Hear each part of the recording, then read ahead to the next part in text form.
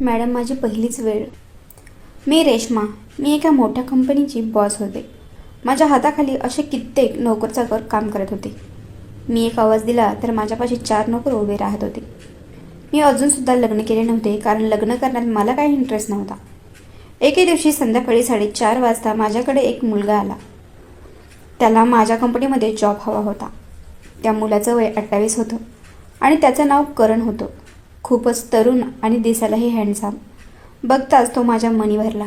मी कधीच याच्या आधी पुरुषांकडे खेचले गेले नाही, पण या मुलाला बघितले आणि माझं मन भरून गेले.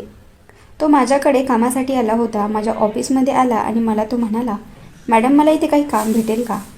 तेव्हा मी म्हणाले, हो, इथे तुम्हाला नक्कीच काम भेटेल. तुमचं शिक्षण वगैरे काय झालं आहे? मी सर्व काही त्याला विचारून घेतलं. मला काही त्याचं शिक्षण वगैरे हे बघण्यात इंटरेस्ट नव्हता, कारण मला काहीही करून त्याला माझ्या कंपनीमध्ये काही ना काही कुठला ना कुठला जॉब द्यायचा होता, कारण मला तर तो खूप आवडला होता. मी त्याला जॉबवर ठेवून घेतलं आणि त्याने मला विचारलं, मॅडम, मला पगार किती भेटेल? मी अगदी त्याच्या डोळ्यात डोळे घालून म्हणाले, तू म्हणशील तितका. तेवढं तो मला त्याने परत विचारलं, काय म्हणाला आहात? मी शुद्धीवर आले आणि म्हणाले, तुम्हाला मी 15,000 रुपये महिना देऊ शकते. तो खुश झाला. मी माझ्या घरी एकटीच राहत होते.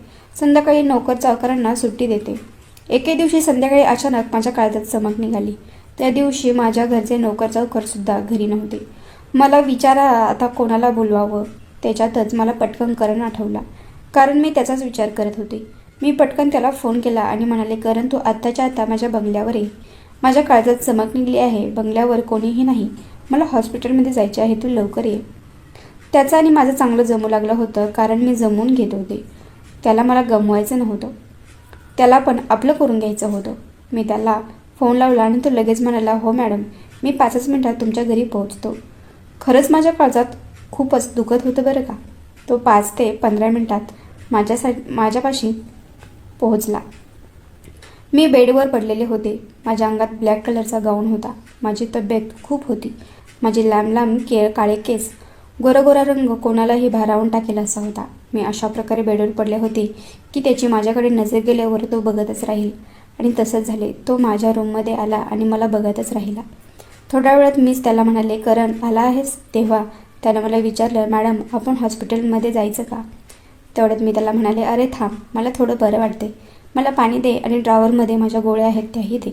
त्यानं मला गोळ्या आणि पाणी दिले आणि मी गोळी खाल्ल्यावर मला बरं वाटलं. त्याच्या आणि माझ्यात खूपच चांगल्या प्रकारच्या गप्पा रंगल्या होत्या, पण माझी काही नजर त्याच्यावरून हटत नव्हती आणि त्याचीही नजर माझ्याकडून हटत नव्हती. मी मुद्दामून हे सर्व काही करत होते. कदाचित हे त्याच्या लक्षात आलं असावं, हे मला माहिती नव्हतं. तेवढ्यात मी त्याला म्हणाले, करण, माझ्या पायाला खूपच मुंग्या आल्या आहेत.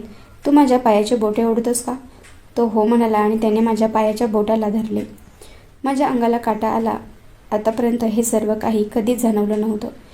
याच्यामध्ये वेगळंच काहीतरी होतं, पण आज मी संधीचा फायदाच घेणार होते. पण कुठे ना कुठे त्याच्याही काळजात आग लागली होती हे मला कळले होते आणि मी त्याला अजूनच जळवण्याचा प्रयत्न करत होते. आता मात्र मी स्वतःला रोखू शकत नव्हते. मी सर्व काही विसरून पटकन तोही त्याच्यासाठी उत्तीर्ण झालेला होता. त्याच्याही मनात आग लागलेली होती आणि माझ्याही मनात आग लागलेली होती. आता आमच्या मनातली आग कोणीही बुजवू शकत नव्हतं, आमच्या दोघांशिवाय. पटकन त्याने मला खूप बरं वाटत होतं. थोड्या वेळानंतर मन शांत झालं. मी त्याला विचारलं, कसं वाटते? तो थोडासा नाराज असल्यासारखा वाटत होता. मी त्याला म्हणाले, अरे, असं काय करतोस? याच्यात तुझं काहीच नाही. जे तुला आवडलं तेच. आणि मलाही, खरं सांगू, तुला आवडलं नाही का? तेव्हा तो म्हणला, मॅडम, तसं नाही. तुम्ही कुठल्या, मी कुठला, हे सर्व काही माझ्यासोबत. तेव्हा मी म्हणाले, मला याच्याशी काहीच घेणं देणं नाही. मला तू बघता क्षणी आवडला आहेस. तेव्हा तोही म्हणला, मॅडम, तुम्ही पण काही कमी नाहीत. मलाही तुम्ही. तसं म्हणताच मी म्हणाले, हो ना, मला कळले होते. मग मी त्याला म्हणाले, उद्यापासून तुझा पगार तू म्हणशील तितका.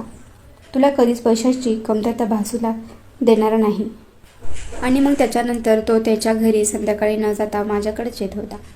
त्याला मी नंतर कशाचीच कमतरता भासू दिली नाही आणि त्यानेही मला कशाचीच कमतरता भासू दिली नाही.